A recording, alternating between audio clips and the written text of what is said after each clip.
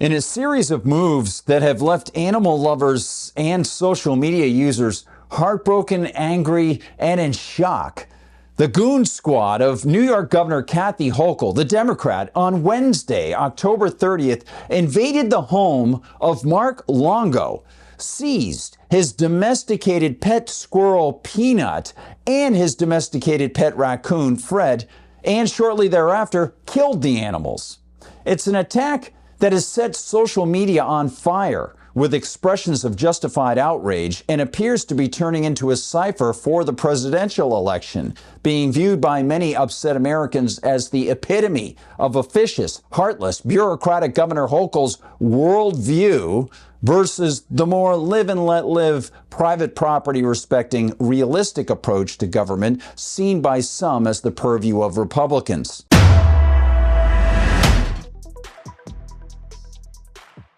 Hi everyone, I'm Gardner Goldsmith for MRC-TV, and as you probably are aware, on Friday, Mr. Longo posted the stunning news to his 500,000 followers on Instagram, writing in part that despite the fact that his 7 years worth of posts featuring Peanut and Fred were wildly popular and had inspired him and his wife to move to New York State to start a nonprofit animal rescue shelter, someone or more than one person must have reported his pet squirrel and raccoon to the so-called authorities, who, of course, live like parasites off tax cash in the New York Department of so-called Environmental Conservation, the DEC. Quote, "Well, Internet, you won. You took one of the most amazing animals away from me because of your selfishness. To the group of people who call DEC, there's a special place in hell for you." Today at 10 a.m. Wednesday, October 30th, 2024, the New York State DEC showed up to my house and took Peanut. He was taken to be euthanized. I'm in shock, disbelief, and disgusted to the people who did this. Peanut. For the last 7 years, Peanut has been my best friend. He's been the center of my world and many of yours for so long. I don't know how to process this emotionally. Last year, we moved to New York in hopes of starting a nonprofit animal rescue in Peanut's name, end quote. One can't help shaking his head at the mindless, heartless, lockstep cruelty, at the thuggish utilitarianism and commando-like police statism in this, which, of course, is on display for all to see, even as this poor couple suffers the loss of 2 beloved animal friends. Soon after the combined aggression of the New York DEC and bureaucrats at Chemung County Department of Health, Chemung is on the southern side of New York State, abutting Pennsylvania, Mr. Longo had the opportunity to speak to TMZ. It not only tears my family apart, but Peanut was the cornerstone of our nonprofit animal rescue. And 10 to 12 DEC officers raided my house as if I was a drug dealer. I was sat outside my house for 5 hours. I had to get a police escort to my bathroom. I wasn't even allowed to feed my rescue horses breakfast or lunch. I was sat there like a criminal. After they interrogated my wife to check out her immigration status, then proceeded to ask me if I had cameras in my house, then proceeded to go through every cabinet, nook, and cranny of my house for a squirrel and a raccoon. A stunned TMZ host asked, "They got a search warrant?" To which Mr. Longo nodded and replied, "They got a search warrant. 4 departments and a judge signed off on a search warrant for a squirrel and a raccoon. And then they took them and killed them." Another TMZ reporter asked, "Why did they go through all that to get a search warrant for an animal that had been with you very safely, and the world witnessed this for 7 years? Why now suddenly did they show up with a search warrant and take these animals?" We haven't a clue. We don't know who made the complaints. Again, Peanut was an indoor squirrel, not harming anybody. He's been with us for 7 years. Not a single complaint was ever filed for this animal.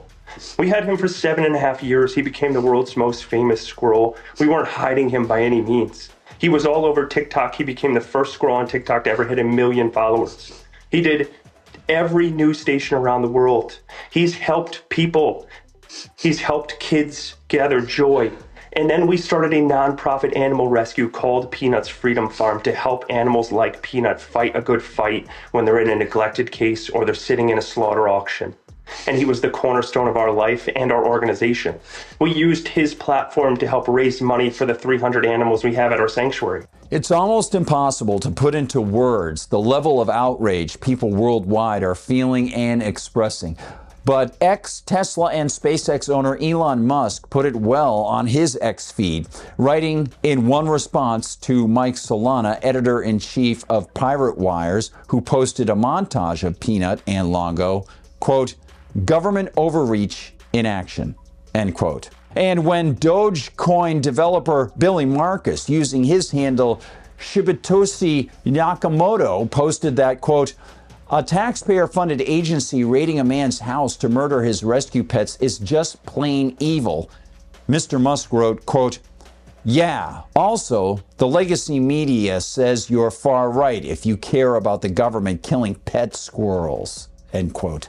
And it turns out that contrary to the bureaucracy-inducing, bureaucracy-excusing, bureaucracy-expanding pop media, many people around the world care about the government killing pet squirrels.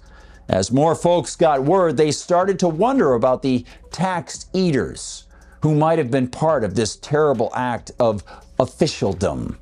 And some ex-users investigated, uncovering info on the environmental conservation bureaucrats who appear to have been involved and revealing the larger bureaucratic picture in New York State itself.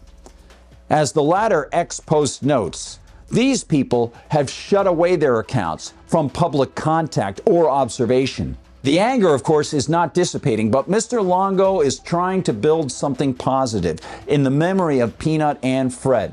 On Instagram, he concluded his announcement about his home invasion, theft, and the killings by telling followers he and his wife would continue to support the needs of the vulnerable. Quote, "At Peanut's Freedom Farm will forever live in Peanut's memory.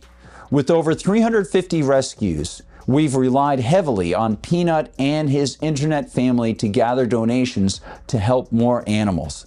I don't even know how we will continue to fundraise for this nonprofit. I'll be taking a break from social media for a bit. To the people who did this, thank you for breaking apart a family and crushing any hopes of our nonprofit to survive. I want to thank those who have stuck by us for the last 7 years to watch Peanut and his antics. I will set up a fundraiser for those who want to donate in Peanut's name. I'll never give up on this nonprofit or those who fell in love with Peanut. Thank you all, Mark Longo," end quote.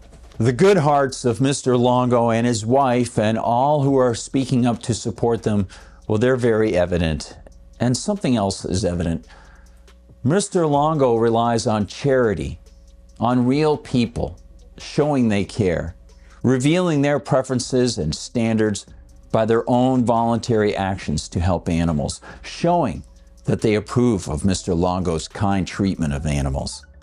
The vile, perversely titled New York Department of Environmental Conservation never asks for charitable donations. It demands.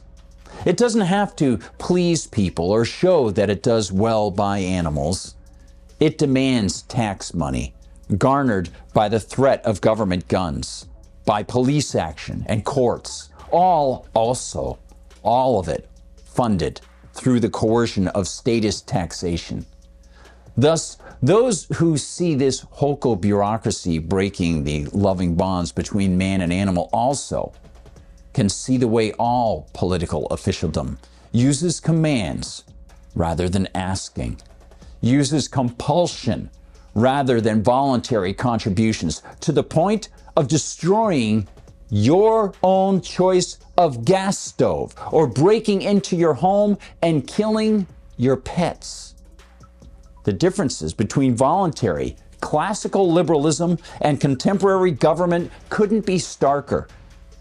And they're opening more eyes to the wickedness of the bureaucratic political system that has grown and grown like a disease everywhere in the United States. Thanks for watching, everyone. Please follow us on Rumble where they don't censor us, and please share these videos far and wide with as many people as you can. Visit us at YouTube as well, where yes, they do still censor people. And of course, visit us all the time at MRCTV.org. That's MRCTV.org. And of course, you can donate to the Media Research Center there, as well as find the great items at the MRC-TV store. Check out what the whole team is doing, and please share the articles and videos with as many people as you can. All the best to the Longos and all the people who loved those animals.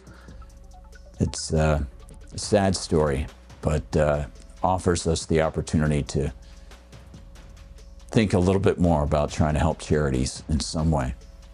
Thanks again. And of course, you can always find us inside Facebook, on TikTok, on Instagram, on X. If you want to find me on Gab, I'm at Gardner Goldsmith on Gab, and I'm at Gard Goldsmith on X. For MRC TV, I'm Gardner Goldsmith.